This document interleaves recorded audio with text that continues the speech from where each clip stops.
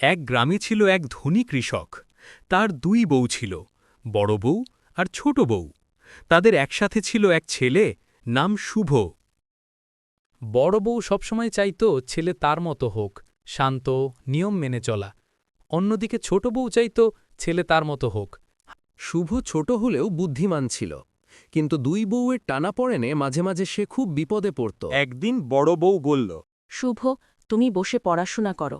জ্ঞানী মানুষ না হলে সমাজে সম্মান পাবে না। কিছুক্ষণ পর ছোট বউ এসে বলল, না, এত পড়াশোনার দরকার নেই।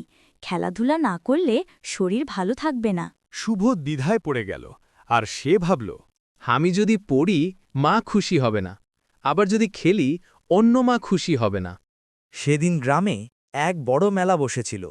শুভ দুই মায়ের কথাই ভেবে এক বুদ্ধি বের করল।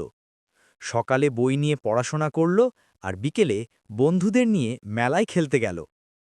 মেলায় নাচ গান, পুতুল খেলা, দৌড় প্রতিযোগিতা সব ছিল। শুভ দৌড়ে প্রথম হল, তার সনদে পুরস্কারও পেল। শুভ যখন বাড়ি ফিরল তখন দুই বউকে দেখাল।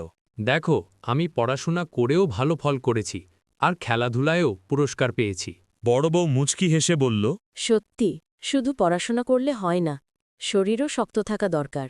ছোট বউও বলল, ঠিক বলেছ, শুধু খেলা করলে হয় না, জ্ঞানও দরকার। শেষে দুই বউ বুঝল, জীবনে পড়াশোনা আর খেলাধুলা দুটোই সমান দরকার। শুভর মতো বুদ্ধিমান হলে সবার মন জয় করা যায়। গ্রামের সবাই শুভকে দেখে বলল, এই ছেলে একদিন গ্রামের গর্ব হবে।